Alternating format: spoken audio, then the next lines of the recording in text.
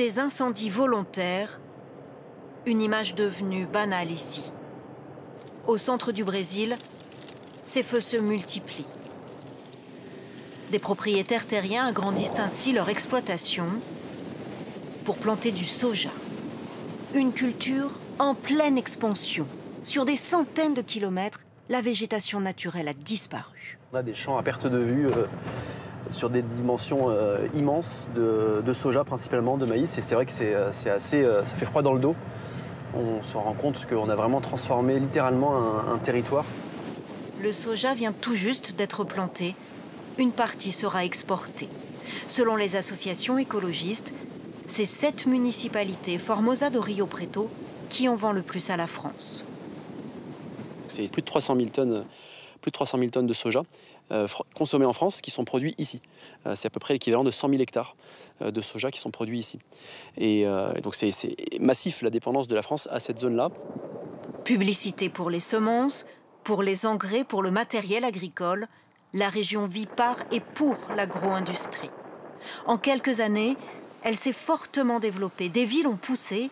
Ici, tout tourne autour des cultures intensives. Il est 8h05, je suis de retour pour vous donner les informations. Un programme spécial y est même dédié sur la radio locale. Elle donne les dernières nouvelles du secteur. C'est impressionnant. Dans la région, on a battu un nouveau record de production de soja pour l'année 2021-2022. La demande internationale ne cesse d'augmenter. Dans le Cerrado, une immense savane, la conversion en terres agricoles a augmenté de 50%. Dans la région, le sujet est sensible. Ces producteurs sont les seuls à avoir accepté de nous rencontrer. Qu'est-ce que vous allez planter ici? Du soja. Combien? Combien je vais en planter? En tout, l'exploitation fait 4000 hectares. Grâce à leurs exportations en Chine, Amérique du Nord, Europe, ils affirment nourrir le monde. Alors ils ne comprennent pas l'Union européenne qui voudrait désormais leur acheter moins de soja. Votre assiette est pleine maintenant. Alors c'est très facile de nous demander de ne pas déboiser, de ne pas produire ici. Mais quand vous n'aurez rien à manger, comment vont se comporter les gens chez vous? La savane du Cerrado disparaît au profit de l'expansion du soja. En lisière des champs, des communautés locales en sont aussi victimes, comme les Gerais-Zeros qui vivent ici depuis 200 ans. Les conflits se multiplient avec les gardes des exploitations qui harcèlent les habitants dans l'espoir de récupérer leurs terres. Fernando Ferreira Lima a été pris pour cible l'an dernier. Ils ont commencé à nous tirer dessus, j'ai été touché, j'ai continué à courir, mais à un moment, je n'ai plus réussi et je suis tombé.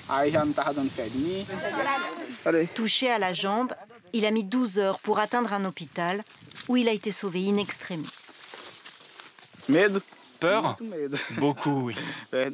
J'ai eu peur, c'est vrai. Peur de mourir, peur de perdre ma famille. J'ai un fils.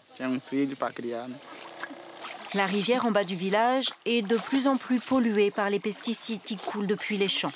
Elle leur sert à se laver, laver leur vaisselle, leurs habits. Ici, aucun ruissellement économique. Pour nous, c'est de la tristesse. Au lieu de consommer ce qui est produit ici, c'est consommé ailleurs, dans d'autres pays. En plus de détruire notre environnement et de déforester la nature, ils sont en train d'enrichir d'autres pays. Et ici, on a faim. La savane brésilienne disparaît, avec ses conséquences sur les femmes, les hommes et les espèces vivantes. Le Cerrado concentre 5% de la biodiversité mondiale.